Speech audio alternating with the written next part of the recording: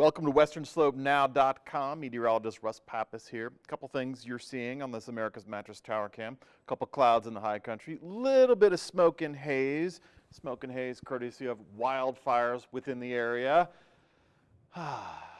Exceptionally dry, not just across the western slope, but through the Four Corners region and down in through the desert southwest. That doesn't change with one storm.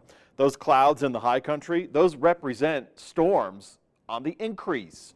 Once we get past the midweek period, before we can do that, we have to get through Tuesday. We are under our red flag warning. It goes until 9 p.m. tonight for the areas highlighted in pink. And it's not just the western slope, lower elevations. This extends eastbound towards the divide into the high country. So Gunnison County, Pitkin County, Eagle County, all the way up to DROUGHT County and all the way down into Durango. This is very dry.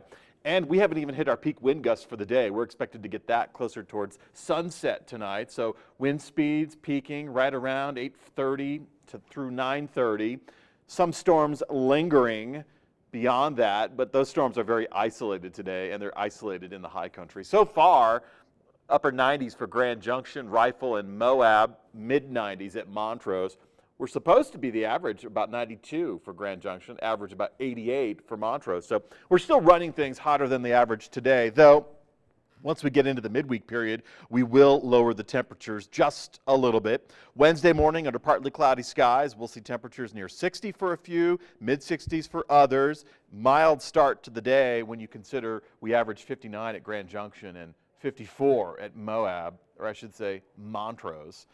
So temperatures will be scaled back slightly tomorrow afternoon. We will start to have some storms popping up, but really we're going to have to wait until late in the day to get some of those storms going. And the lightning strikes, which is the bigger hazard, along with the gusty winds, that's going to create some fire weather issues. So we will have red flag warnings again into the Four Corners region tomorrow.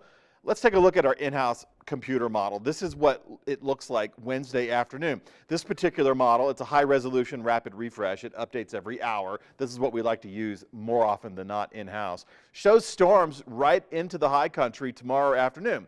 Now let's get into the North American mesoscale computer model. This is a two-day, well, it updates twice a day, but it's a three-day forecast into the future.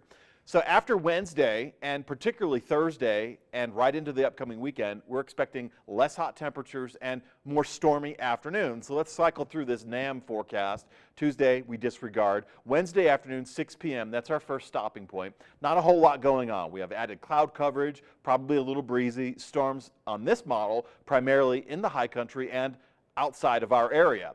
Then we cycle towards Thursday, 6 p.m., a little bit more active weather, a little bit more stormy weather along the I-70 corridor and points to the north. Again, bullseyeing the high elevated sites, but spilling over into some of the lower elevations. Likely we'll get some gusty winds, slight chance of showers on Thursday.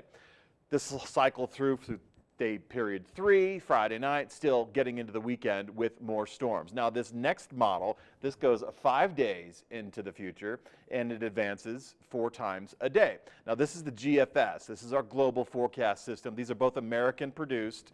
This GFS model for Wednesday 6 p.m. slides that rain chance a little bit further to the north, but still keeping in tune with the higher elevated sites, partly cloudy and breezy. Thursday's still our big focus day, and this shows a bullseye a little further to the south, but still jibing with the I-70 corridor. So we can expect gusty winds and a slight chance of showers Thursday. And these won't stop after sun goes down Thursday night. Some of these will linger beyond sunset, and we're not done after Thursday. We still look at Friday, and we still will see Saturday opportunities of storms in the high country.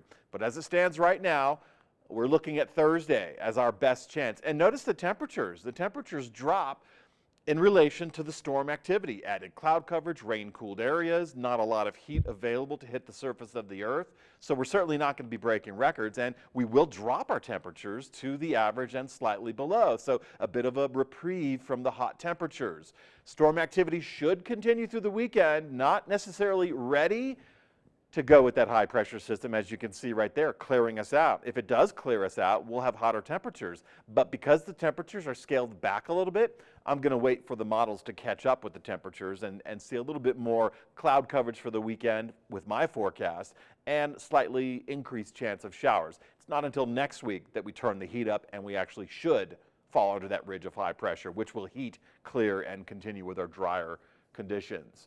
Same situation for the midweek period. Partly cloudy skies, a little bit breezy, storms in the area. Thursday's our big storm day, lowered temperatures as a result, gusty winds, a slight chance of showers. Not going to be a whole lot of rain in the bucket, but over the course of multiple days, we're going to have lowered temperatures, increased humidity, so that'll be a little bit of a break for the wildfires, and this should continue through the weekend, and then the ridge of high pressure should kick back in for the middle of next week.